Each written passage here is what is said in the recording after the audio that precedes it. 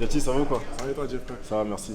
Est-ce que tu peux te présenter pour celles et ceux qui vont voir la vidéo, s'il te plaît? Ok, moi c'est Jati, 28 ans, ça va faire 8 ans à peu près que je fais du MMA. J'ai commencé en 2013. Au début je fais ça juste pour le fun, c'était plus ça ma motivation, j'avais pas forcément des aspirations à faire des compétitions ou autres. Et petit à petit, comme ça, une première compétition, une deuxième. Il y a l'aspect plaisir qui s'est mélangé avec l'envie d'accomplissement, le besoin d'accomplissement. C'est une première compétition, on sent que tu peux faire quelque chose. Et à côté, j'ai mes coachs aussi qui, moi, j'ai pas forcément capté ça, mais qui ont vu en moi que j'avais un certain potentiel. Donc petit à petit, j'ai fait des compétitions au début, beaucoup en grappling, en MMA aussi. Et là, je me suis recentré plus sur le MMA. Ok. Et pourquoi tu as fait du sport de combat? Le MMA et le grappling. Pourquoi tu as voulu commencer par ça? En fait, quand j'étais petit, footeux, comme la majorité des petits, toi, je faisais du foot. J'ai arrêté peut-être autour de la 5e. C'était plus parce que mon père voulait que je me concentre plus sur les études. Et après, quand j'ai repris le sport, je me suis dit j'ai envie de faire un sport individuel déjà. J'aimais bien le sport collectif, j'aimais bien le foot, mais je me dis j'ai envie de faire un sport quand tu gagnes, même si c'est pas vraiment le cas, mais quand tu gagnes c'est grâce à toi, quand tu perds c'est de ta faute. Et je me suis dit j'ai envie de faire ça. Et j'aimais bien quand j'étais petit, tu connais les corps à corps, tout ça, j'aimais bien ça. J'avais fait un petit peu d'anglaise. Mais j'avais envie de tout faire en fait, j'avais envie de faire de la lutte, du sol, de l'anglaise et c'est comme ça que j'ai découvert le MMA. Et quand j'ai appris qu'il y avait une salle à côté de chez moi, je me suis dit c'est bien. Okay.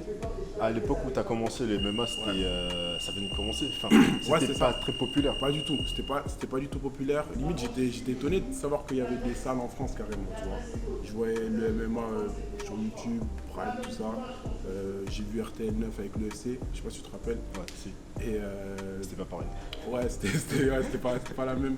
Et après, à côté, toi, avec les potes, des fois, on sortait dans le parc, on faisait un peu on improvisait des trucs. Et après, j'ai appris qu'il y avait une salle à côté. Je me suis dit, on peut faire ça proprement, tu vois, sans faire ça sur le gazon. Et j'étais surpris. Il n'y avait pas beaucoup de salles à l'époque. Ça s'est vite développé. Hein. Il n'y avait pas énormément d'événements. Comme aujourd'hui, il y avait déjà le 100% Fight, mais je ne connaissais même pas.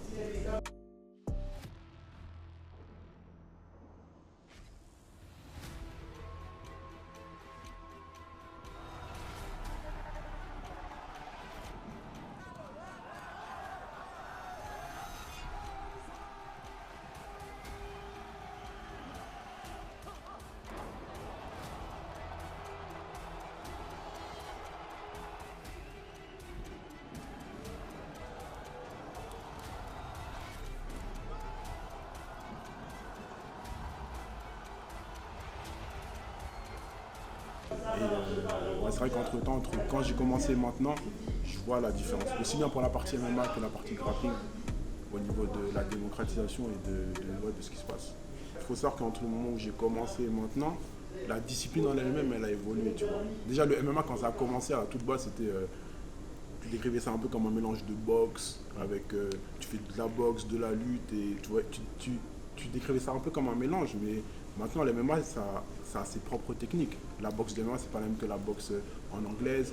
Et entre quand j'ai commencé maintenant, quand tu vois les combattants, tu vois que le sport en lui-même, il a évolué. Et c'est plus ça, c'est plus cette évolution-là que j'ai vue. Et c'est plus par rapport à ça que, pas forcément moi, mais ce qui est bien, c'est que j'ai des coachs qui se tiennent un jour, tu vois. Et je vois même que la manière de ce que Greg m'enseigne, c'est pas ce qu'on allait t'enseigner quand j'ai commencé le MMA.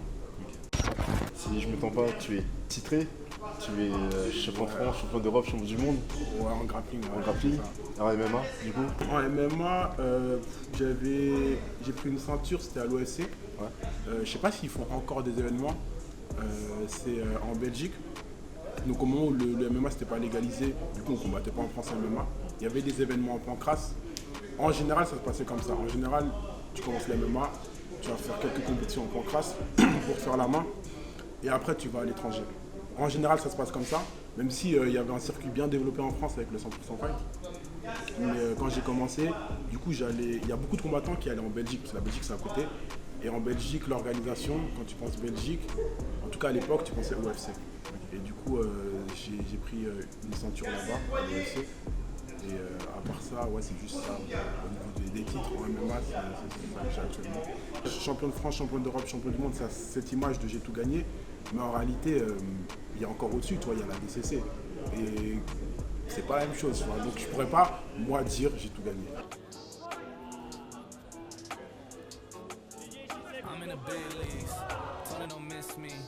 Ballin' like Houston, ayy, feeling like Whitney. I need a bag, bruh, send it through quickly. I'm making his dog, like I'm in the big leagues. Told him that I gotta go, dog. I'm riding a road, y'all. I think that I'm back in my bag now. So I need that go, y'all. Got hits when he throwing the fastball. Just too quick for it, peeling off like a whip. Seen it after this piss poor. I got too much, I gotta tend to. Car payments and the rent due. Told y'all that I'm 6 foot, but with the money stabbing, I'm 10 to. Too much that I've been through, so I... Mais quand tu penses champion de France, champion d'Europe, champion du monde, effectivement c'est ce que ça dit. Et t'as pas envie d'y aller justement? Si, c'est intéressant. Après quand j'ai fait justement quand j'ai enchaîné, parce que l'année où j'ai fait champion du monde, on va dire en début de saison, Ali il m'avait déjà dit. En fait ce parcours là que j'ai fait en un an, début de la saison, Ali m'avait déjà dit que ça va se passer comme ça. Okay. Je me rappelle, on était là, on m'avait parlé, il m'a dit je suis allé au championnat du monde, j'ai regardé et franchement, tu peux faire un truc. Il m'a dit là cette année, là tu te qualifies, tu vas être champion du monde. C'est pour te dire, toi tout à l'heure je t'ai dit, il y a des coachs qui ont vu en moi certaines choses que moi j'avais pas forcément vu en moi. Tu vois. Moi quand je suis venu au grappling, ou peu importe, là je te dis grappling parce qu'on parle du grappling, comme moi je te disais ouais je vais faire de la compétition, tu vois. Et encore moins te dire ouais je vais aller à l'étranger. Et du coup ils ont eu ces ambitions que moi j'aurais peut-être pas eu au début. Il m'a dit tu vas être champion du monde, moi j'étais en mode sérieux. Du coup on a fait, on s'est entraîné pour, et ça s'est passé comme ça. Et ça fait quoi d'être champion du monde? Quand même. Ouais, c'était quelque chose. Surtout que je m'étais préparé dur pour ça. Et c'est quelque chose. Ouais, grave. Comme tu as un palmarès quand même sur le fait d'être au sol. Ouais. Donc sur le sport de préhension, au grappling, tu as quand même déjà une ceinture au MMA. Est-ce que tu n'as pas envie d'avoir, par exemple, de te projeter, mais juste dans la boxe ou dans le pied-point, par exemple? En fait c'est intéressant, je tourne beaucoup en pied-point dans des clubs purs pied-point. Après niveau des compétitions, en fait ça sera intéressant mais c'est plus en termes d'énergie on va dire. Dans le sens où, toi justement, j'ai pas complètement répondu à la question tout à l'heure. Quand j'ai fait champion de France, champion d'Europe, champion du monde, une fois que j'ai fait champion du monde et qu'on avait atteint cet objectif-là, Ali m'a dit, et même toi on était d'accord, bon maintenant ce que tu as fait en grappling, on va le faire en MMA. Donc maintenant on va se concentrer sur MMA. Et c'est comme ça que j'ai mis le grappling de côté. Et limite, tu vois, maintenant les compétitions de grappling, on ne voit quasiment plus, même si je pourrais en faire en vrai. C'est parce que l'énergie que j'ai, je la concentre sur le MMA. On va dire le peu d'énergie, parce que tu vois, à côté du MMA, chacun a ses projets, chacun a ses trucs. Au niveau sport, l'énergie que je concentre, c'est plus sur le MMA. Après, ça sera intéressant de faire du pied-point grave, mais ouais, en ce moment, je concentre toute mon énergie sur le MMA. Le 10 décembre, tu as un combat. C'est ça. Pour une ceinture au Cage Warrior. C'est ça, ouais. Est-ce que tu peux nous expliquer comment tu te sens et comment se passe ta préparation? Justement, toi, on parlait de titres. Là, pour le coup, il y a un titre MMA, champion du Cage Warrior.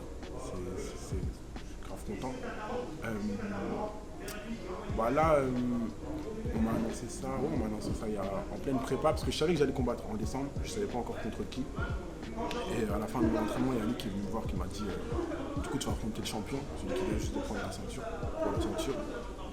Grave motivé, super content tu vois, d'avoir l'occasion de briller, parce que casualeur c'est quand même une bonne visibilité. Et c'est vu, c'est souvent décrit comme un tremplin pour l'UFC. Parce que juste après il y a beaucoup de gars qui vont Cage Warrior et qui derrière suivent. Après, je m'enflamme pas trop, je me concentre sur le combat. Là, je suis en pleine préparation, je me concentre sur ma préparation. Voilà. Ok.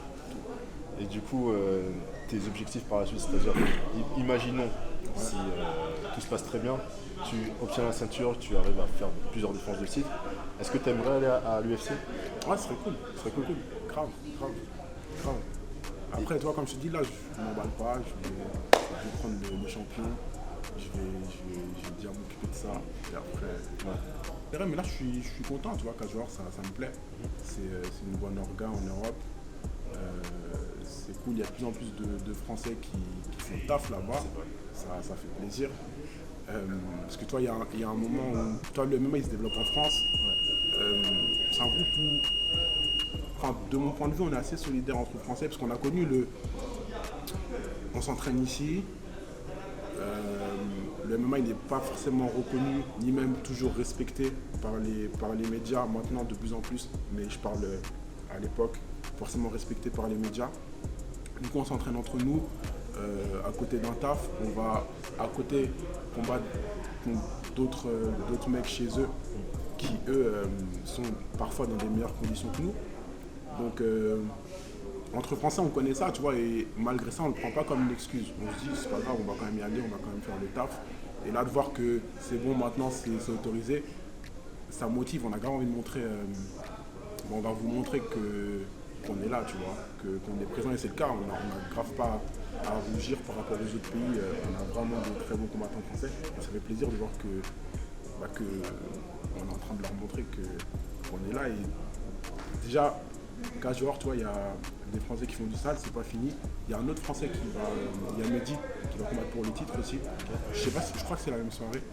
Et quand tu es enthousiaste à faire quelque chose, tu vois pas la difficulté, tu vois moins les sacrifices. Et je dirais prendre du plaisir et d'être régulier, forcément. C'est l'accumulation. Entre la récupération, là on est en fin de semaine, je sens la fatigue de tous les entraînements de la semaine. Cette partie-là, elle est dure et il faut essayer d'écouter son corps parce que c'est comme ça que tu te blesses aussi. Moi, je me suis souvent blessé et souvent, ouais, le fait d'avoir une semaine intense, faut ne pas forcément avoir récupéré, que ce soit parce que tu taffes ou autre, c'est des moments où tu te blesses. Mais les séances les plus dures, en général, ouais, ça va être les fractionnés pistes, c'est dur. Assaut bike, comment ça s'appelle, non? Assaut bike. Ouais, ça c'est dur aussi. Il y a des sparring aussi où ça peut être dur quand il y a plusieurs mecs qui vont tourner sur toi, c'est assez dur. Moi, personnellement, c'est ces séances-là que je trouve les plus dures. Donc le combat c'est le 10. C'est ça, Non, Ça se déroule où? c'est à Londres, je sais plus exactement où, mais c'est à Londres. Ça, au de London, je crois, un truc comme ça, non? Peut-être comme ça. La dernière fois j'ai combattu là, mais je pense que c'est un autre stade aussi. Je suis pas sûr. Mais je crois. En tout cas, ouais, c'est à Londres. Il y aura des supporters français, j'imagine. Ouais, il y en a qui vont se déplacer. Après, moi, ça me fait toujours plaisir quand ils se déplacent. Mais même si. Parce qu'à la base, j'étais habitué de me déplacer tout seul et d'aller combattre contre les supporters adverses.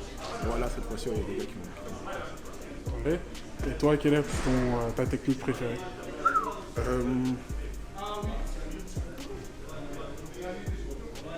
Technique préférée. Hein. Après, moi, c'est pas spécialement la technique, mais c'est plus le coup. Quand je contrôle bien le gars, quand je le contrôle bien, je sens qu'il peut pas bouger. Tu vois, quand je le contrôle bien, je sens qu'il peut pas bouger et que j'ai la place pour le frapper. On a eu des images tout à l'heure. Ah ouais. On a eu des images. C'est assez agréable.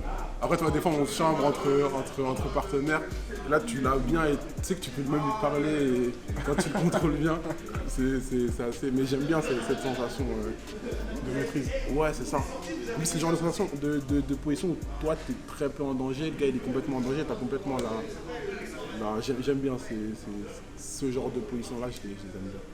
Merci Jati. Ouais, avec plaisir. beaucoup. Merci à vous, les gars. Est-ce que tu aurais un dernier mot à rajouter?